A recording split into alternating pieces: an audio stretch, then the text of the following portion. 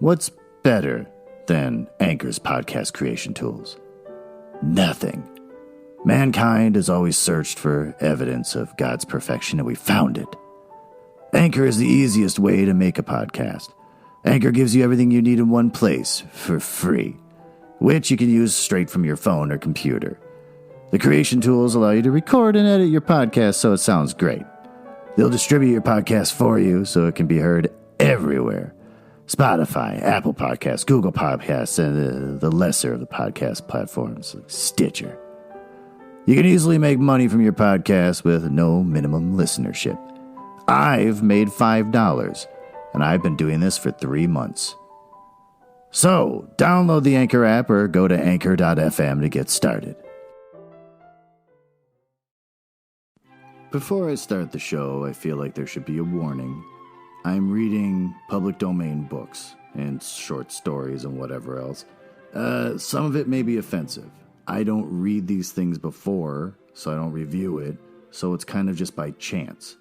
So if anything in here is offensive, or most likely with these really old books, bigoted, don't hold me responsible. I'll be just as surprised as you are.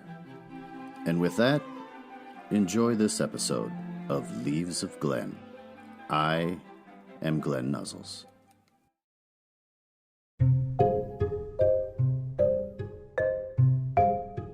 Guys, I'm trying to wrap this book up. So this is going to be a long episode. I'm reading 2 chapters in a row. Or maybe more. Who knows?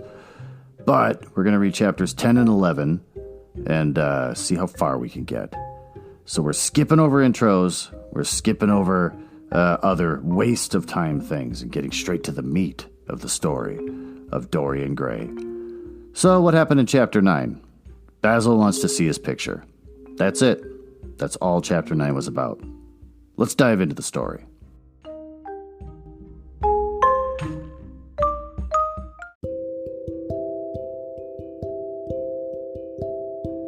Chapter 10. When his servant entered, he looked at him steadfastly and wondered if he had thought of peering behind the screen. The man was quite impassive and waited for his orders. Dorian lit a cigarette and walked over to the glass and glanced into it. He could see the reflection of Victor's face perfectly. It was like a placid mask of servility. There was nothing to be afraid of there, yet he thought it best to be on his guard.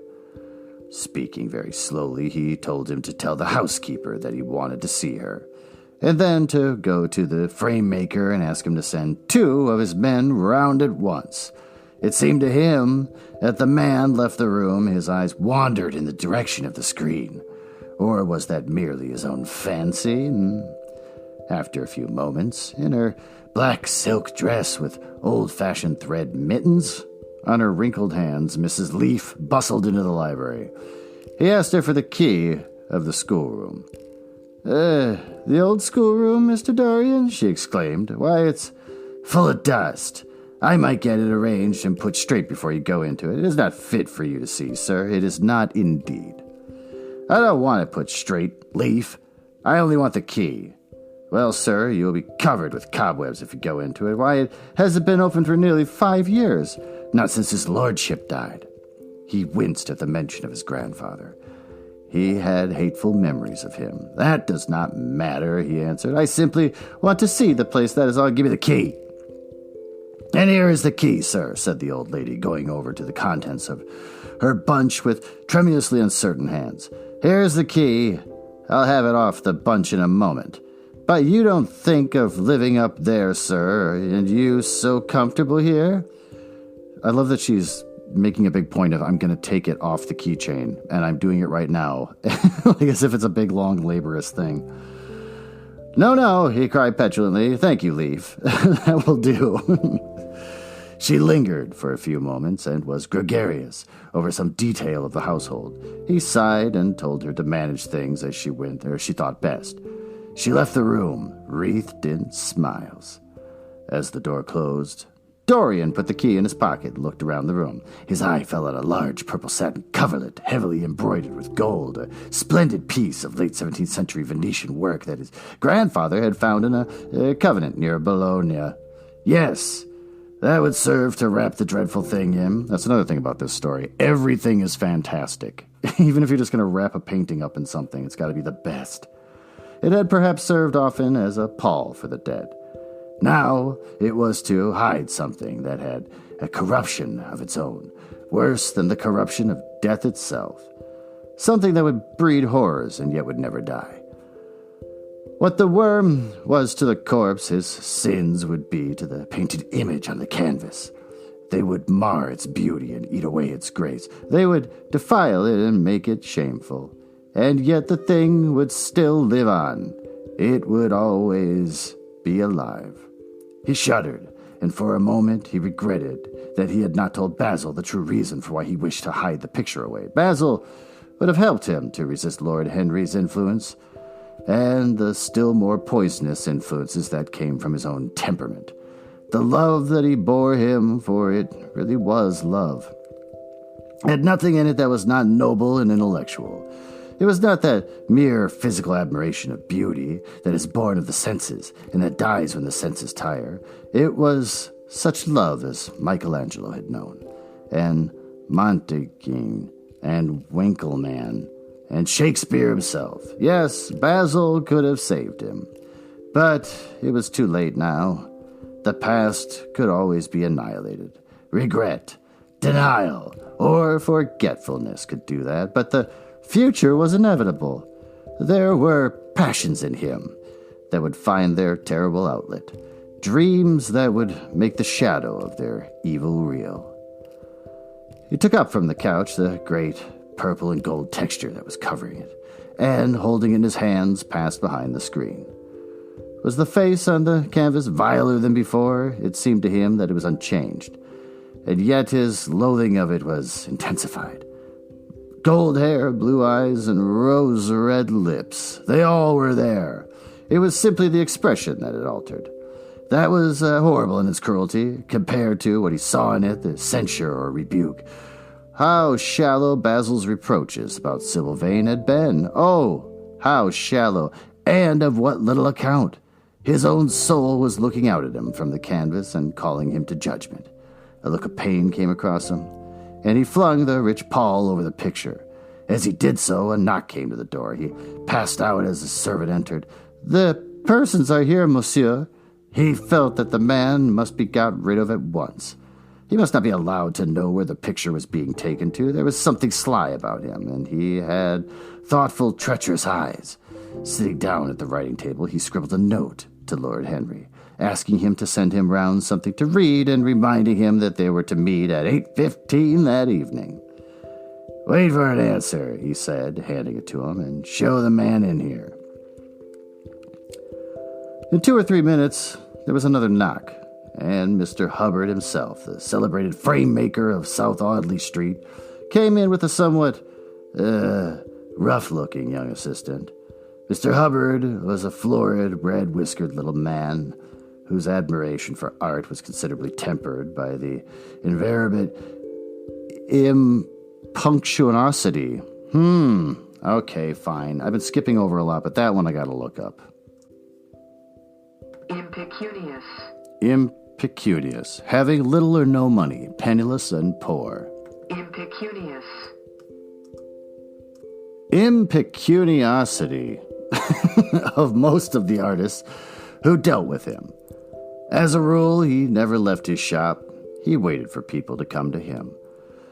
But he always made an exception in favor of Dorian Gray. There was something about Dorian that charmed everybody. It was a pleasure even just to see him. "What can I do for you, Mr. Gray?" he said, rubbing his fat, freckled hands.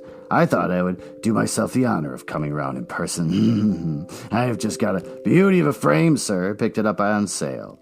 Old Florentine. Came from Fonthill, I believe, admirably suited for a religious subject, Mr. Gray. I am so sorry you have given yourself the trouble of coming around, Mr. Hubbard. I shall certainly drop in and look at that frame, though I don't go in much at present for religious art. But today I only want a picture carried to the top of the house for me. It is rather heavy, so I thought I would ask you to lend me a couple of your men. No trouble at all, Mr. Gray. I'm delighted to be of any service to you. Which is the work of art, sir?"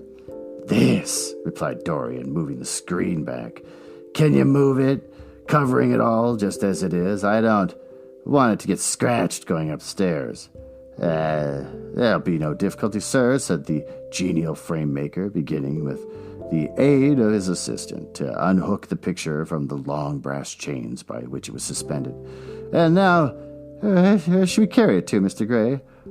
Oh, I'll show you the way, Mr. Hubbard, if you'll kindly follow me. Or perhaps you had better go in front. I'm afraid it is right at the top of the house. We will go up by the front staircase, as it is wider. He held the door open for them, and they passed out into the hall and began the ascent. The elaborate character of the frame had made the picture extremely bulky, and now and then, in spite of the obsequious protests of Mr. Hubbard, who had the true tradesman's spirit, disliked seeing a gentleman doing anything useful, Dorian put his hand to it so as to help them. Something of a load to carry, sir, gasped the little man when they reached the top landing, and he wiped his shiny forehead. I'm afraid it is rather heavy, murmured Dorian as he unlocked the door that opened the room that was to keep for him the curious secret of his life and hide his soul from the eyes of men.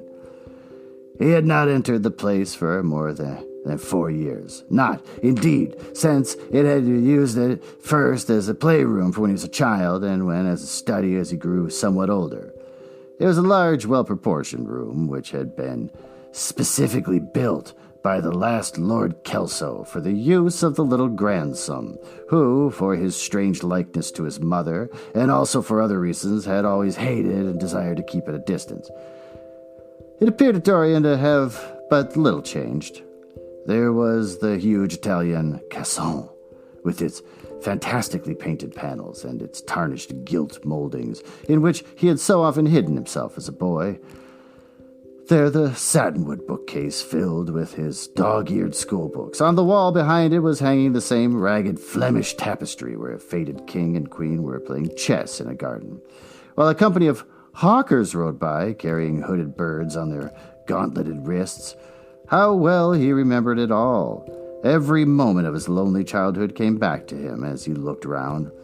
He recalled the stainless purity of his boyish life, and it seemed horrible to him that it was there the fatal portrait was to be hidden away.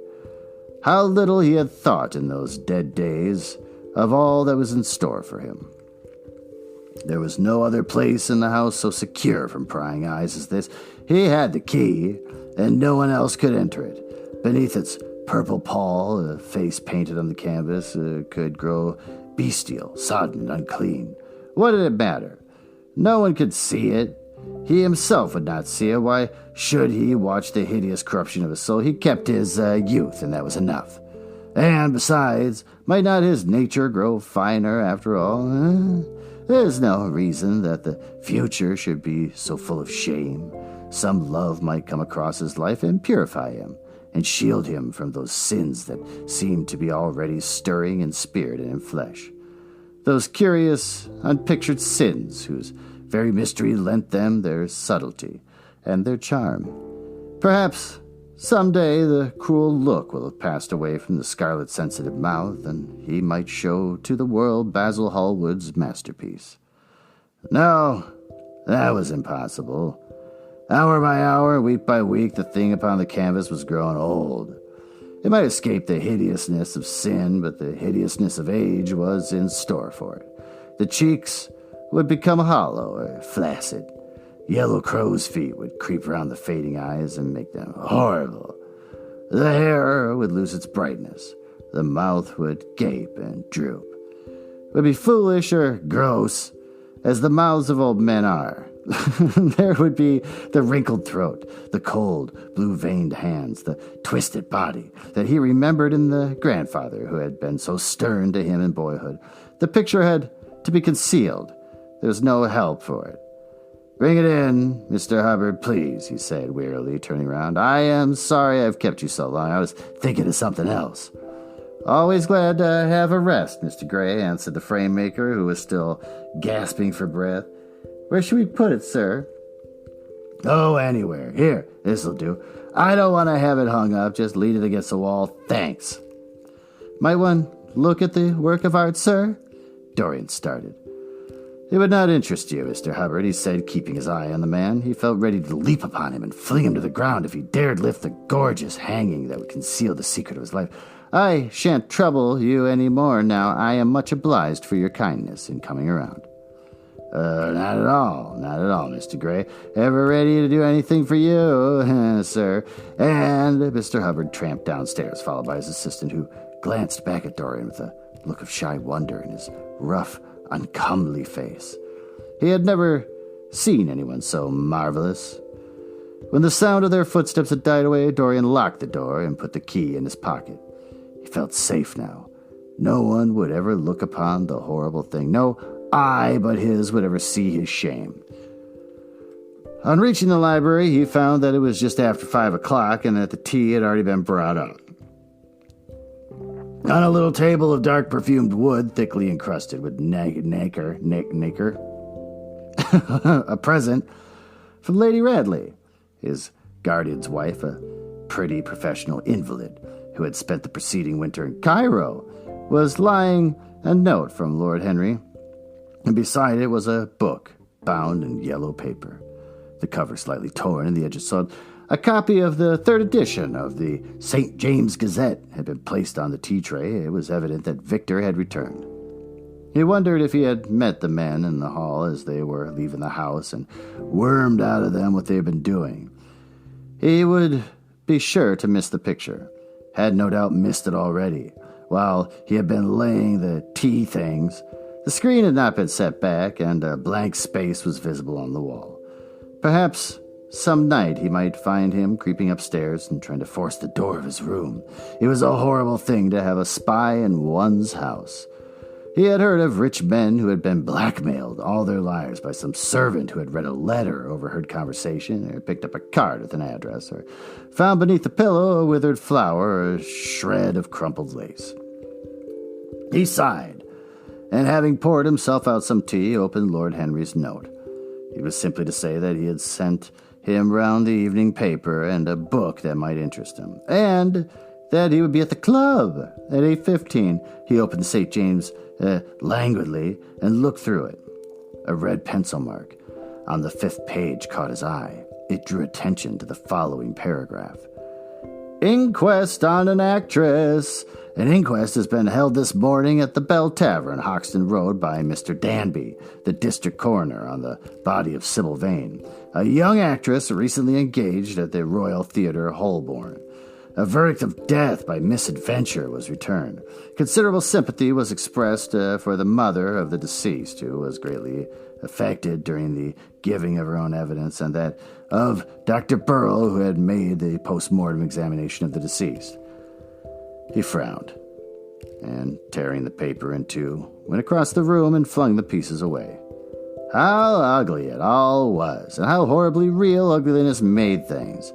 He felt a little annoyed with Lord Henry for having sent him the report. It was certainly stupid of him to have marked it with a red pencil. Victor might have read it. The man knew more than enough English for that.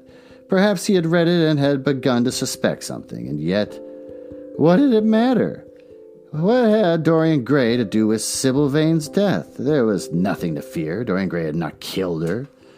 His eye fell on the yellow book that Lord Henry had sent him.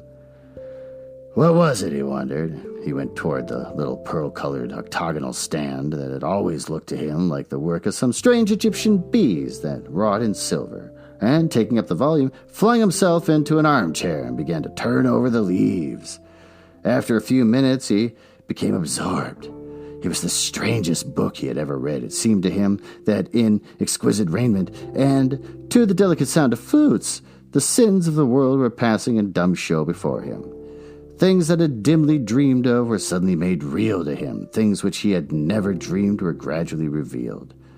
It was a novel, without a plot, with only one character, being indeed simply a psychological study of a certain young Parisian who spent his life trying to realize in the 19th century all the passions and modes of thought that belonged to every century except his own, and to sum up, as it were, in himself the various moods through which the world spirit had ever passed, loving, for their mere artificiality, those runications that men have unwisely called virtue, As much as those natural rebellions that wise men still call sin, the style in which it was written was that curious jeweled style, vivid and obscure at once, full of ariat and archaisms.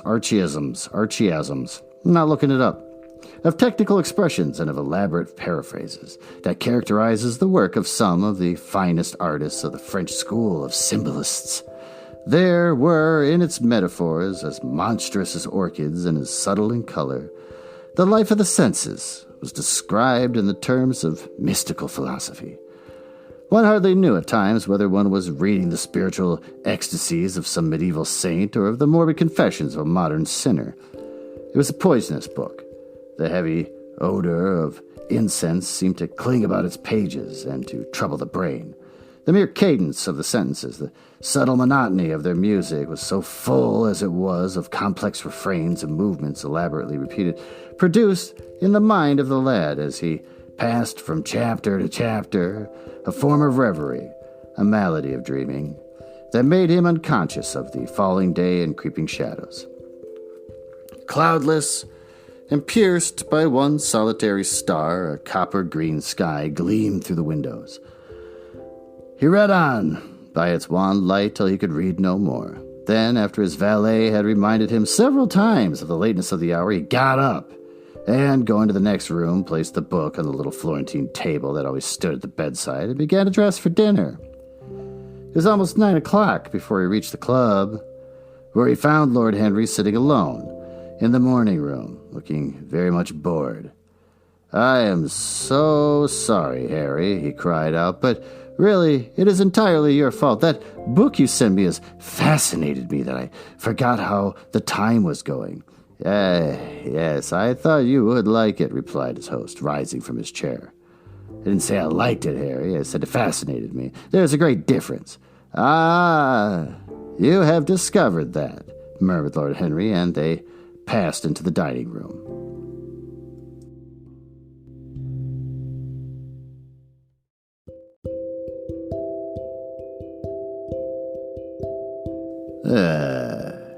Chapter 11.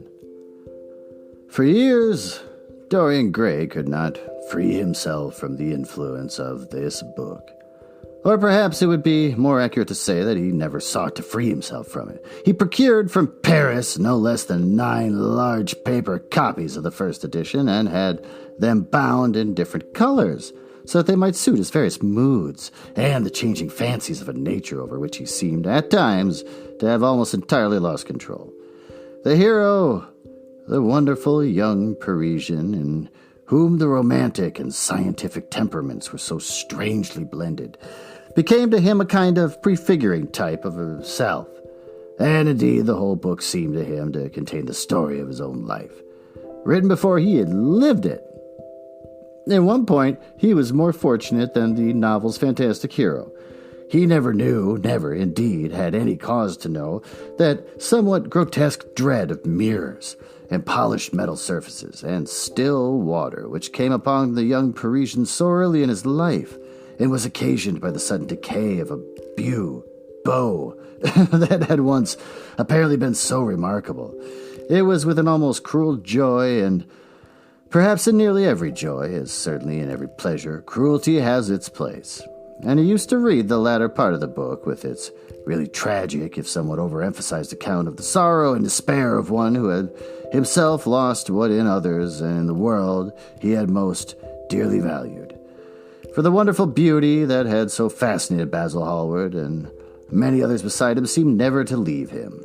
Even those who had heard the most evil things against him, and from time to time strange rumors about his mode of life crept through London and became the chatter of the clubs, could not believe anything to his dishonor when they saw him. He had always looked of one who had kept himself unspotted from the world. Men who talked grossly became silent when Dorian Gray entered the room. There was something in the purity of his face that rebuked them. His mere presence seemed to recall to them the memory of the innocence that they had tarnished. They wondered how one so charming and graceful as he could have escaped the stain of an age that was at once sordid and sensual.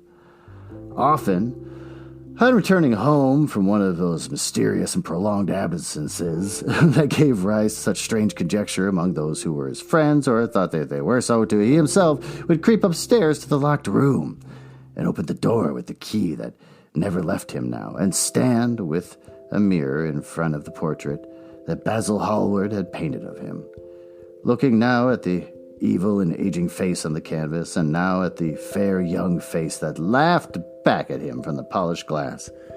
The very sharpness of the contrast used to quicken his sense of pleasure.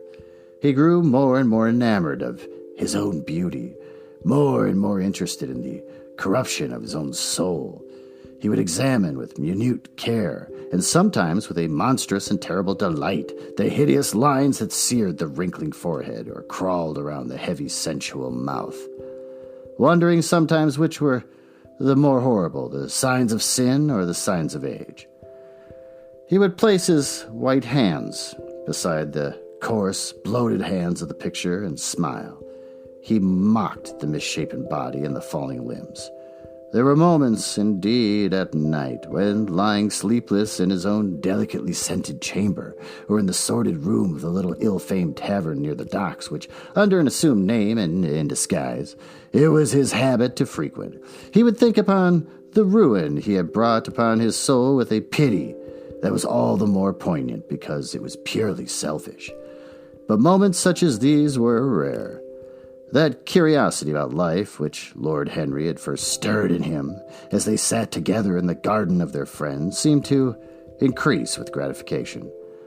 The more he knew, the more he desired to know. He had mad hungers that grew more ravenous as he fed them. Yet he was not really reckless, at any rate in his relations to society, once or twice every month during the winter, and on each Wednesday evening while the season lasted, he would throw open to the world his beautiful house and have the most celebrated musicians of the day to charm his guests with the wonders of their art. His little dinners, in the settling of which Lord Henry always assisted him, were noted as much for the careful selection and placing of those invited as for the exquisite taste shown in the decoration of the table with its subtle symphonic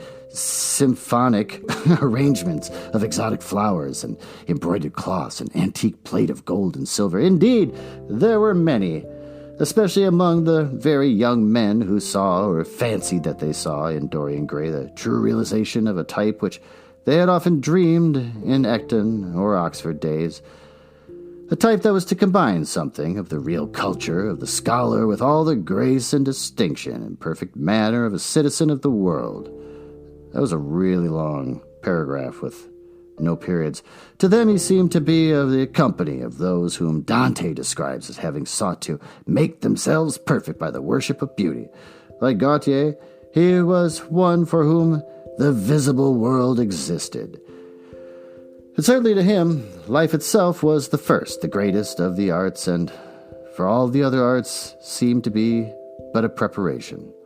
Fashion, by which what is really fantastic becomes for a moment universal, the dandyism, which in its own way is an attempt to assert the absolute modernity of a beauty, had, of course, their fascination from his mode of dressing and the particular styles that from time to time he affected had their marked influence on the young exquisites of the Mayfair balls and Pall Mall Club windows, who copied him in everything he did and tried to reproduce the accidental charm of his graceful, though to him only half-serious, fopperies. For a while, he was but too ready to accept the position that was almost immediately offered to him on his coming of age, and found indeed a subtle pleasure in the thought that he might really become the London of his own day, what to imperial Neronian Rome, the author of the Satyricon, once had been. Yet, in his inmost heart, he desired to be something more than a mere arbiter eleganturium, to be consulted on the wearing of a jewel, or the knotting of a necktie, or the conduct of a cane. He sought to elaborate some new scheme of life that would have its reasoned philosophy and its ordered principles, and find in the spiritualizing of its senses his highest realization. The worship of the senses has often, and with much justice, been decried. Men, feeling a natural instinct of terror without passions, and sensations that seem stronger than themselves, and that they are conscious of sharing with the less highly organized forms of existence. But it appeared to Dorian Gray that the true nature of the senses had never been understood, and that they had remained savage and animal merely because the world had sought to starve them into submission or to kill them by pain, instead of aiming at making them elements of a new spirituality, of which a fine instinct for beauty was to be the dominant characteristic. I'm getting deflated again. He's doing that thing where he's kind of writing his personal philosophy, and he was describing Dorian Gray for a while, but now it's just blech. As you look back upon the man moving through history, he was haunted by a feeling of loss. So much had been surrendered, and to such little purpose. There had been mad, willful rejections, monstrous forms of self-torture and self-denial, whose origin was fear and whose result was a degradation infinitely more terrible than he fancied, degradation from which, in their ignorance, they had sought to escape. Nature, you can tell he's rambling on with his own personal philosophy when he doesn't use periods. It's just paragraph after paragraph. It's nothing but commas. In her wonderful irony, driving out the anchorite to feed with the wild animals of the desert and giving to the hermit the beasts of the field as his companions. Yes, there was to be, as Lord Henry had prophesied, a new hedonism that was to recreate life and to save it from that harsh, uncomely Puritanism that is having, in our own day, its curious revival, period. It was to have its service of the intellect, certainly, yet it was never to accept any theory or system that would involve the sacrifice of any mode of passionate experience. Its aim, indeed, was to be experience itself, and not the fruits of experience, sweet or bitter as they might be, of the asceticism that deadens the senses as the vulgar profligacy that dulls them. I'm just not even trying to pronounce words anymore. It was to know nothing, but it was to teach man to concentrate himself upon the moments of a life that is itself but a moment.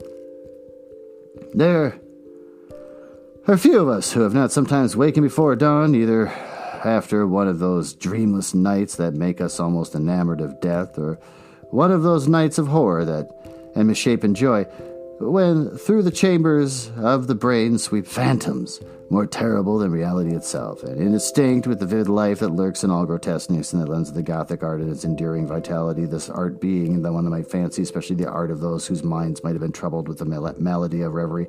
Gradually, white fingers creep through the curtains, and they appear to tremble. In black, fantastic shapes, dumb shadows crawl into the corners of the room and crouch there outside. There in the stirring of the birds among the leaves, and the sound of men going forth at their work, or the high sob of the wind coming down from the hills and wandering around the silent houses, though it feared to wake the sleepers, yet must needs call forth sleep from the purple cave. Veil after veil of thin, dusky gauze is lifted, and by degrees forms and colors of the things are restored to them, and we watch the drawn remaking of the world in the antique pattern. The wan mirrors get back to their mimical life. The flameless tapers stand where they had left them, and beside them lies the half-cut book. Oh my God, I'm going insane. So much description. I don't even exactly know what his point is yet, and he's just really flowering this up. Wired flower that we had worn at the ball, and the letter that we had been afraid to read, and that we had often... Nothing seems to have changed. Out of the unreal shadows, the night comes back to the real life that we had known, and we have to resume where we left off, and there steals us the terrible sense of the necessity for the continuance of energy in the same wearisome round of stereotyped habits, or of a wild longing as it might be that our eyelids might open some morning upon a world that has been refashioned anew in the darkness for our pleasure, a world which things would have fresh shapes and colors that would be changed, and have other secrets, a world in which past would have little or no place or survive at any rate, and no conscious form obligation to regret the remembrance you enjoy of having its bitterness and its memories of pleasure and pain.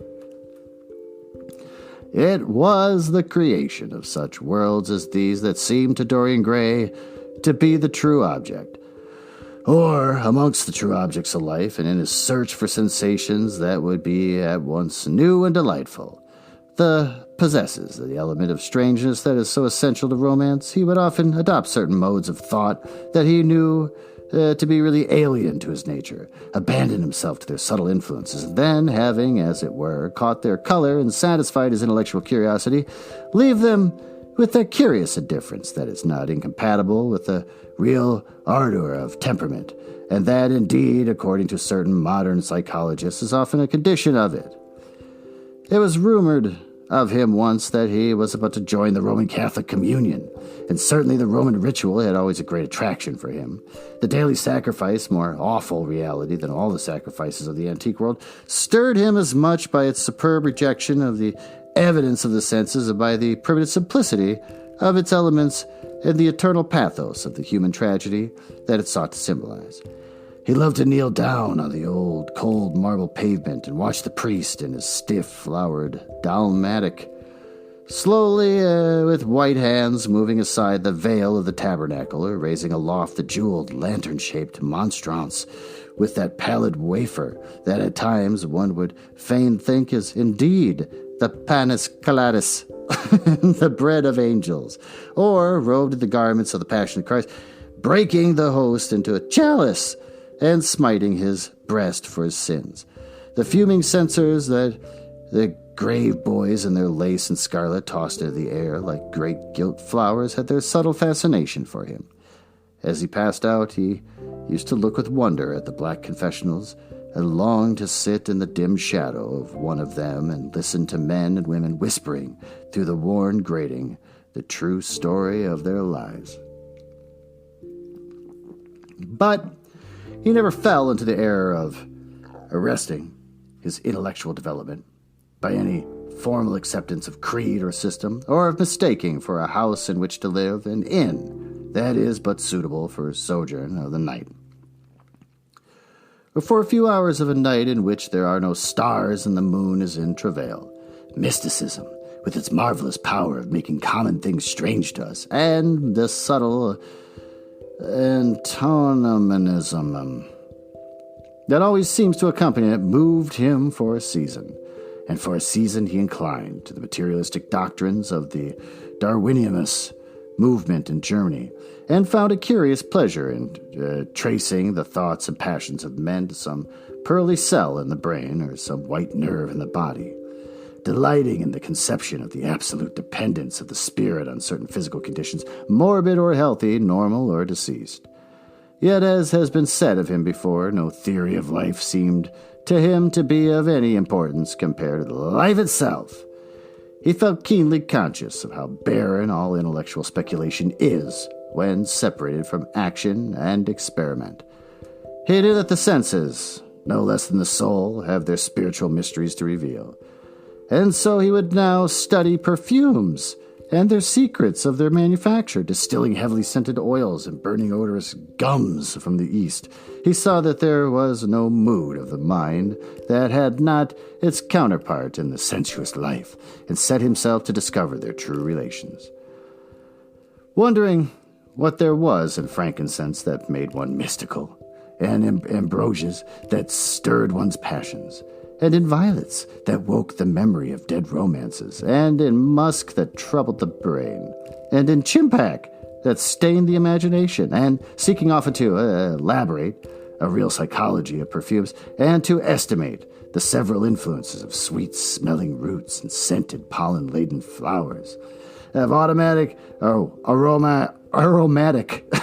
balms, and of dark and fragrant woods, of spikenard that sickens, of hovnia that makes men mad, and of aloes that are said to be able to expel melancholy from the soul, which we know now is not true. At another time he devoted himself entirely to music, in a long latticed room with a vermilion and gold ceiling, the walls of olive green lacquer. He used to give curious concerts in which mad gypsies tore wild music from little zethers, or gave yellow-shawled Tunisians plucked at the strange strings of monstrous lutes, while grinning, N-word, beat monotonously upon copper drums, and, crouching upon scarlet mats, slim, turbaned Indians blew through long pipes of reed or brass and charmed, or feigned to charm, great hooded snakes and horrible horned adders. The harsh intervals and shrill discords of barbaric music stirred him at times when Schubert's grace and Chopin's beautiful sorrows and the mighty harmonies of Beethoven himself fell unheeded on his ear. He collected together from all parts of the world the strangest instruments that could be found, either in the tombs of dead nations or among the few savage tribes that have survived contact with the Western civilizations. He loved to touch and try them. He had the mysterious Juruparis of the Rio N-word Indians that women are not allowed to look at, and that even youths may still not see till they have been subjected to fasting and scourging, and the earthen jars of the Peruvians that have the shrill cries of birds and flutes of human bones, such as the Alfonso de Orvel, heard in Chile, and the sonorous green jaspers that are found near Cuzco, and give forth a note of singular sweetness. He had painted gourds filled with pebbles that rattled when they were shaken, the long clarion of the Mexicans, into which the performer does not blow, but through which he inhales the air, the harsh tour of the Amazonian tribes, that is sounded by the sentinels, who sit still day long in high trees, and can be heard, it is said, at the distance of 3 leagues. The Tetabonazolotl, that has 2 vibrating tongues of wood and is beaten with sticks that are smeared with an elastic gum obtained from the milky juice of plants, the yodel bells of the Aztecs, that are hung in clusters like grapes, with a huge cylindrical drum covered with the skins of great serpents, like the one that Barnel Diaz saw when he went with Cortez into the Mexican temple, and of whose delightful sound he left us so vivid a description. The fantastic character of these instruments fascinated him, and he felt curious. Delight in the thought of that art. Like nature has her monsters, things of bestial shape with the hideous voices. Yet, after some time, he wearied of them, and would sit in his box at the opera, either alone or with Lord Henry, listening in rapt pleasure to the Tannhauser, and seeing in the prelude to that great work of art a presentation of the tragedy of his own soul. On the occasion, he took up the study of jewels and appeared at a costume ball as Anne de Jus, Admiral of France, in a dress covered with 560 pearls. This taste enthralled him for years, and indeed may be said to never have left him. He would often spend a whole day settling and resettling, in their cases, the various stones that had been collected, such as the olive green chrysosobal that turns red by lamplight, and the cryomorphate. So we're just going to start listing it. Every time he takes up a hobby, we have to read a huge long list of every example of that hobby. With its wire-like line of silver and the pistachio-colored peridot, the rose pink and wine-yellow topazes, carbuncles of fiery scarlet, and the tremulous 4 rayed stars, flame-red cinnamon stones, orange and violet spirals, and amethysts with their alternate layers of ruby and sapphire. He loved the red gold of the sunstone, and of the moonstone's pearly whiteness, and of the broken rainbow and the milky opal. It's like he's just trying to show off how much he knows in this book. From Amsterdam, 3 emeralds of extraordinary size and richness of color, and had a turquoise de la Ville Roche that was the envy of all the connoisseurs. He discovered wonderful stories also about jewels. In Alfonso's Clericalis Disciplina, a serpent was mentioned with the eyes of real jacinth, and in the romantic history of Alexander, the conqueror of Emathia, was said to have found a veil of Jordan snakes with collars of real emeralds glowing in their backs.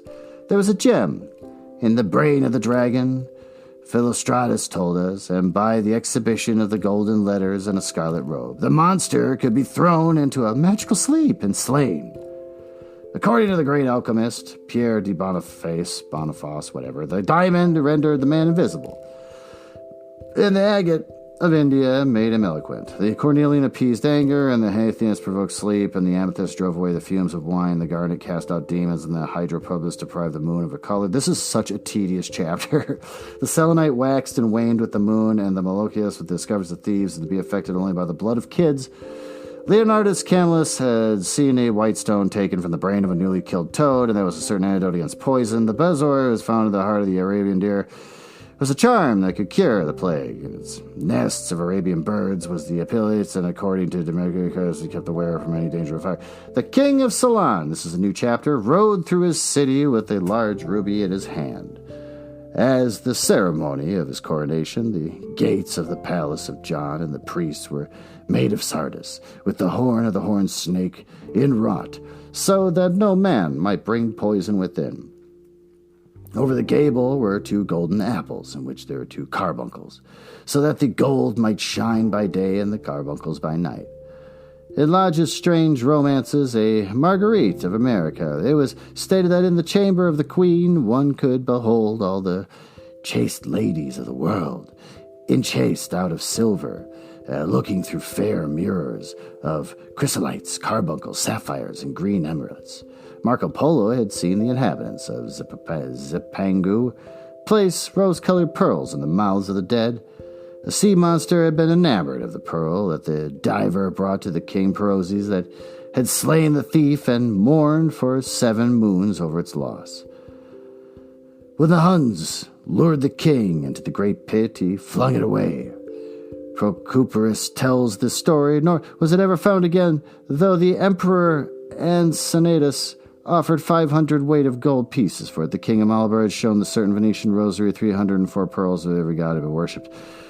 Oh my God. When the Duke of Valentus, son of Alexander VI, visited Louis XII of France, his horse was loaded with gold leaves, according to... Oh my God. Camp of double rows of rubies throughout the great light. Charles of England had ridden in stirrups hung with 421 diamonds. Richard II had a coat valued at 30,000 marks, which was covered with ballast rubies. Hall described Henry VIII on his way to the Tower previous to his coronation wearing a jacket of raised gold, a placard embroidered with diamonds and other rich stones, and a great bauder-like about his neck of large balasses. The favorites of James I wore earrings of emeralds set in gold filigrane. Edward II gave to Piers Gaveston a suit of red gold armor. I'm dying, studded with jackets, a collar of gold roses set with turquoise stones, and a skull cap personally with pearls. Henry II wore jeweled gloves reaching to the elbow, and he had a hawk glove sewn with 12 rubies and 52 great orients. The ducal hat of Charles the Rash, and the last Duke of Burgundy of his race, was hung with the pear-shaped pearls and studded sapphires. How exquisite, new paragraph, life had once been. How gorgeous in its pomp and decoration. Even to read the luxury of the dead was wonderful. And it truly was for me to read that. Then he turned his attention to embroideries and to the tapestries that, oh my God, no, the office, the frescoes, the chill rooms in the northern nations of Europe. As he investigated the subject, he always had an extraordinary faculty for becoming absolutely absorbed for the moment in whatever he took up. He was almost saddened by the reflection of the ruin that time brought on the beautiful and wonderful things. He, at any rate, had escaped that. Summer followed summer, and the yellow jonquils bloomed and died many times. The nights of horror repeated the story of their shame, and he was unchanged. No winter marred his face or stained his flower-like bloom. How different it was with material things! Where had they passed to? Where was the great crocus-colored robe of which the gods fought against the giants, that had been worked by brown girls for the pleasure of Athena? Where the huge velarium that Nero had stretched across the Colosseum at Rome, that Titan sail of purple on which the represented the starry sky, and Apollo driving a chariot drawn by white, gilt-reined steeds. He longed to see the curious table napkins wrought for the priest of the sun. Oh my God, he's listing stuff off again. I thought we just got out of this.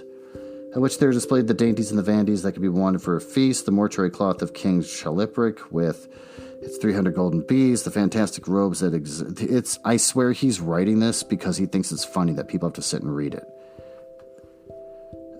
Bishop of Pontius, and were figured with the lions, panthers, bears, dogs, forests, rocks, hunters, all, in fact, that a painter can copy from nature, and the coat that Charles of Orleans once wore, on the sleeves of which were embroidered the verses of a song beginning, Madame Judah, the musical accompaniment of the words being wrought in gold thread, each note is shared. He read the room was prepared with the palace of rhymes, the use of the Queen of Jogaberty. Oh my God. I'm just skipping over this stuff. Had a morning bed made of black velvet. He's just listing off cool stuff that other people had. Jeweled medallions taken from the Turkish camp before Vienna, and a standard of Muhammad had stood beneath the tremendous gilt of his canopy. New paragraph. And so, For a whole year, he sought to accumulate the most exquisite specimens that he could find of textile and embroidered work.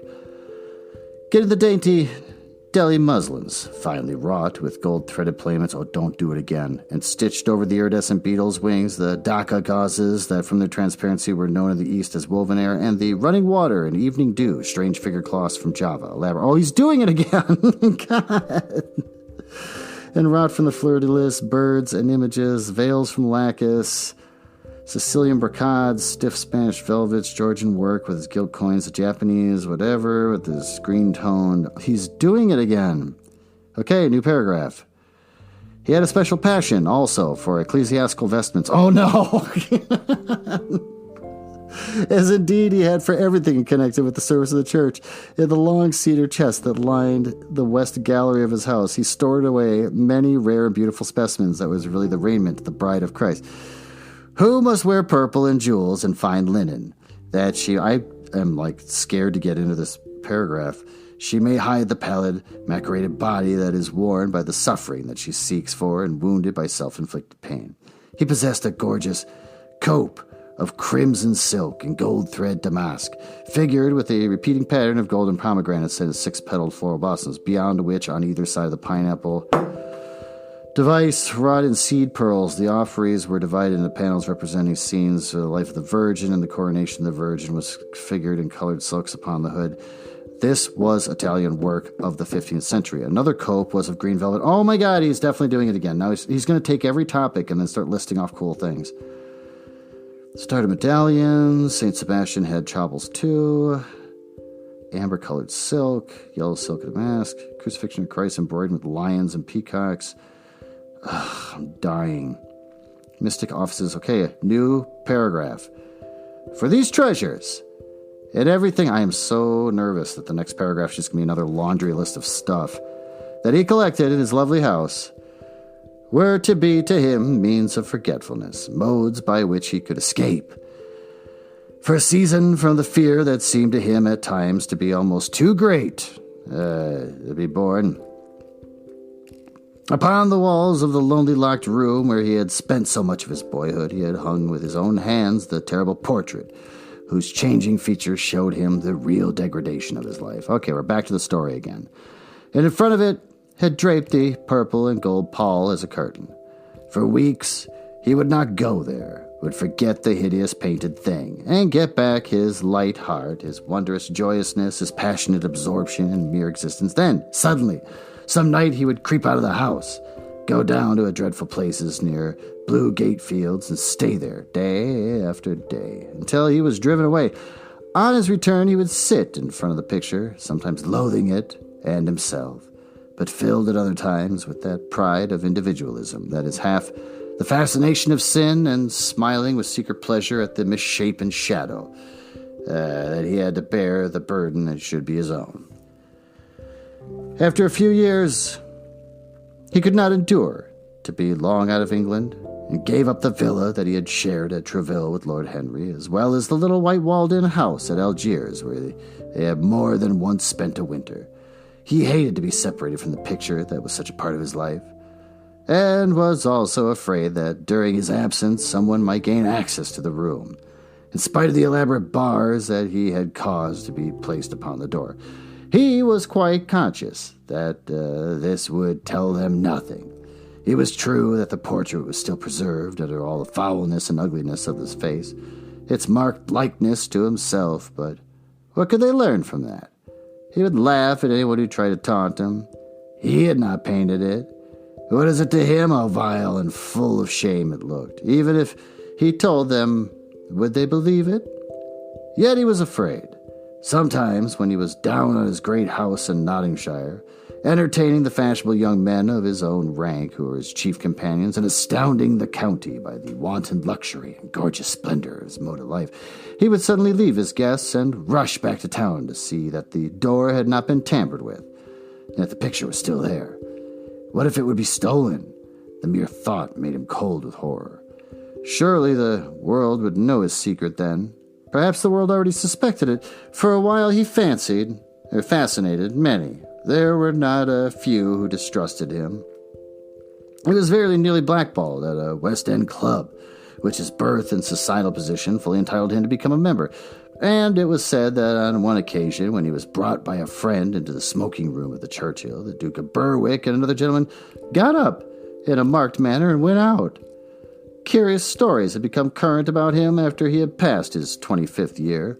It was rumored that he had seen brawling with foreign sailors in a low den in the distant parts of Whitechapel, and that he consorted with thieves and coiners and knew the mysteries of their trade. His extraordinary absences became notorious, and when he used to reappear again in society, men would whisper to each other in corners, or pass him with a sneer, or look at him with cold, searching eyes, as though they were determined to discover his secret. Of such insolences and attempted slights he, of course, took no notice, and in the opinion of most people his frank debonair manner, his charming boyish smile, and his infinite grace of that wonderful youth that seemed never to leave him were in themselves a sufficient answer to the calamities, whatever, it's not spelled like calamities, for they so teemed him. They were circulated about him, it was remarked, however, that some who had been most intimate with him appeared after a time to shun him. Women who had wildly adored him for his sake and braved all social censure to set convention at defiance, they were seen to grow pallid with shame or horror as if Dorian Gray entered the room. Yet these whispered scandals only increased in the eyes of many his strange and dangerous charm. His great wealth was a certain element of security. Society, civilized society at least, is never ready to believe anything to the detriment of those who are both rich and fascinating. It feels instinctively that manners are of more importance than morals, and in its opinion, the highest respectability is of much less value than that of possession of a good chef. And after all, it is poor consolation to be told that the man who has given one a bad dinner or poor wine is irreproachable in his private life. Even the cardinal virtues cannot atone for half-cold entrees. As Lord Henry remarked once in a discussion on the subject, that there is possibly a good deal to be said for his view, for the canons of good society are, or should be, the same as canons of art. Form is absolutely essential to it. It should have the dignity of ceremony as well as its unreality, and should combine the insincere character of a romantic play with the wit and beauty that make such plays delightful to us. Is insincerity such a terrible thing? I think not. It is merely a method by which we can multiply our personalities. Such, at any rate, was Dorian Gray's opinion. He used to wonder at the shallow psychology of those who conceive the ego in man as a thing simple, permanent, reliable, and of one essence. To him, man was a being with myriad lives and myriad sensations. Oh no, we're doing this again, aren't we? And a complex, multiform creature that bore within itself strange legacies of thought and passion, and whose very flesh was tainted at the monstrous maladies of the dead. He loved to stroll through the gaunt, cold picture gallery of his country house and look at the various portraits of those whose blood flowed in his veins. Here was Philip Herbert, described by Francis Osborne in his memoirs on the reigns of Queen Elizabeth and King James, as one who, caressed by the court for his handsome face, which kept him not long company. Was it young Herbert's life that sometimes led? Had some strange poisonous germ crept from body to body until it had reached his own? Was it some dim sense of that ruined grace that had made him so suddenly and almost without cause give utterance in Basil Harwood's studio to the mad prayer that had so changed his life? Here, in gold-embroidered red doublet, jeweled surcoat, and gilt-edged ruff and waistbands, stood Sir Anthony Sherard. Oh no, he's going to start listing off all his family members, with his silver and black armor pallid at his feet. What had this man's legacy been? Had the lover of Genovea and Naples bequeathed him some inheritance of sin and shame? Were his own actions merely the dreams of that dead man that had not dared to realize? Here, from the fading canvas, smiled Lady Elizabeth Devoe, in her gauze hood, pearl stomacher, and pink lash sleeves. A flower was in her right hand, and her left clasped an enameled collar of white and damask roses. On a table by her side lay a mandolin and an apple. There were large green rosettes upon her little pointed shoes. He knew her life and the strange stories that were told about her lovers. Had he something of her temperament in him? These oval, heavy-lidded eyes seemed to look curiously at him. What of George Willoughby? Oh, my lord. I mean, if it wasn't that he was actually describing people, I wouldn't be reading this. How evil he looked! The face was saturnine and swarthy, and with the sensual lips seemed to be twisted with disdain. Delicate lace ruffles fell over the lean yellow hands that were so overladen with rings. He had been a macaroni of the 18th century, and the friend in his youth of Lord Fars. What of the second Lord of Beckham, the compilation of the Prince Regent in the wildest days, and one of the witnesses of the secret marriage of Mrs. Fert's part? How proud and handsome he was, with his chestnut curls and insolent prose. What passions had he bequeathed? The world had looked upon him as infamous. He had led the orgies at Carlton House. The star of the garter glittered upon his breast. Beside him hung the portrait of his wife, a pallid, thin-lipped woman in black. Her blood also stirred within him. How curious it all seemed. And his mother, with her Lady Hamilton face and her moist, wine-dashed lips, he knew what he had gotten from her. He had got from her his beauty and his passion for the beauty of others. She laughed at him in her loose bacchante dress. There were vine leaves in her hair, the purple spilled from the cup she was holding. The carnations of the painting had withered, but the eyes were still wonderful in their depth and brilliancy of color.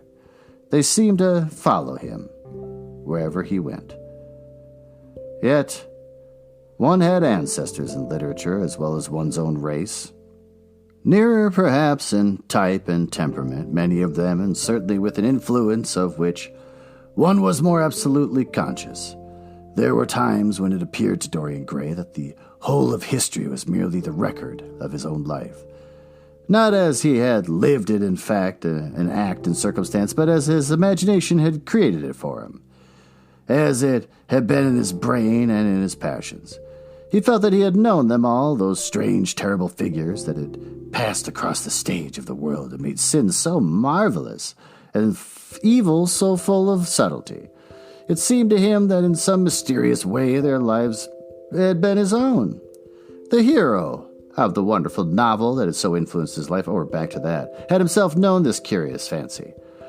In the 7th chapter, he tells now, crowned with laurel, lest lightning might strike him,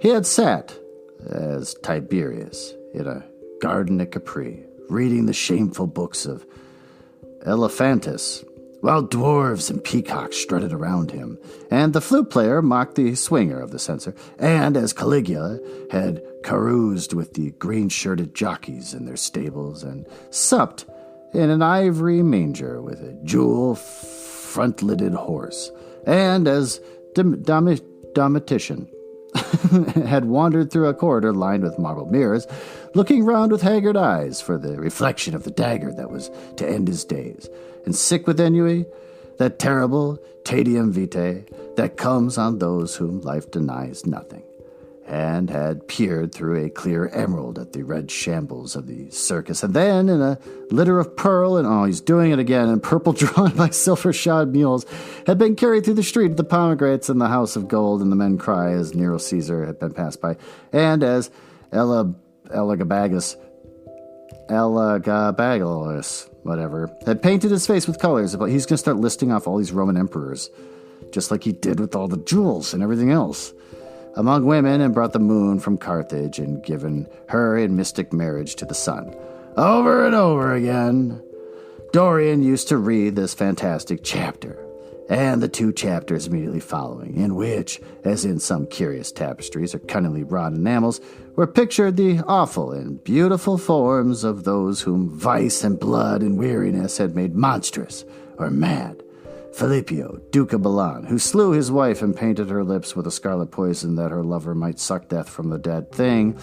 He fondled Pietro Barbi, the Venetian, known as Paul II, who sought his vanity to assume the title of... This is like the longest chapter in the world, and all he's doing is just listing stuff off. I wonder if he threw this chapter in just to pad the book to get it to be big enough to, meet some sort of criteria. Valued at 200,000 florins, was brought at the price of terrible sin. Guyan Maria Visconti, who used hounds to chase living men, whose murdered body was covered with roses by a harlot who had loved him. The Borgia, on his white horse, with his fratricide riding beside him, and of the mantle stained with the blood of Parado. Piero Riano, the young Cardinal Archbishop of Florence, child and minion of Sixtius IV, whose beauty was equaled only by his debauchery, and who received Liguria Aragon in a pavilion of white and crimson silk, filled with nymphs and centaurs, and gilded a boy that might serve as the feast of Ganymede Hylas, Elysian, whose melancholy could be cured only by the spectacle of death, and who had a passion for red blood, as other men have had for red wine, the son of the fiend,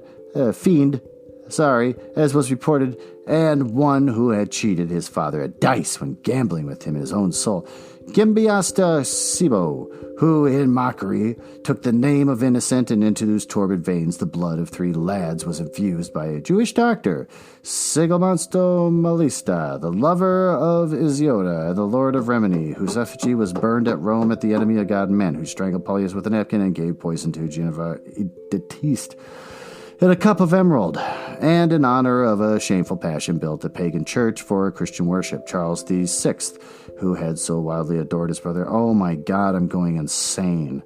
This chapter will never end. Warned him of his insanity that was coming to him, and who his brain had sickened and grown strange, he could only be soothed by saccharine cards painted at the images of love and death and madness.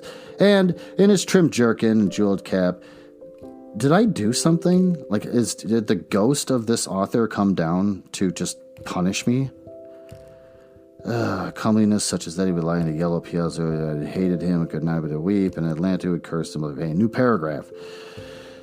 There was a horrible fascination in them all. He saw them all at night, and they troubled his imagination in the day. The Renaissance grew as strange manners of poisoning. Oh no, don't start listing off poisons. Poisoning by a helmet and a lighted torch, by an embroidered glove, a jeweled fan, by a gilded pomander and of an amber chain. Dorian Gray had been poisoned by a book. There were moments when he looked on evil simply as a mode through which he could realize his conception of the beautiful. Oh my God, thank God that chapter's done.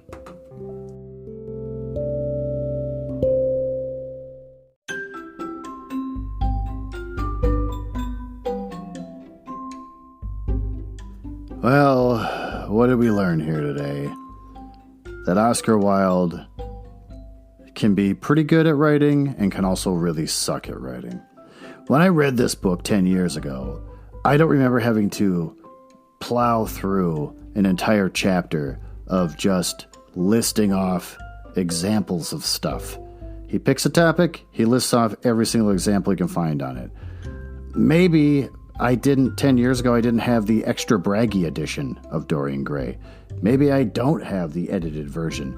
Maybe this is the non-edited version that people said, this is horrible, you should edit that. So, I would like to personally apologize for this episode, and hope that doesn't deter you from tuning in next time, as we continue on with chapters 12 through whatever I can get through of The Picture of Dorian Gray. There's 20 chapters total of this thing. I say, I don't have to read anything before I record. It'll be fun to do it on the fly. And now look at me. I'm exhausted and fussed.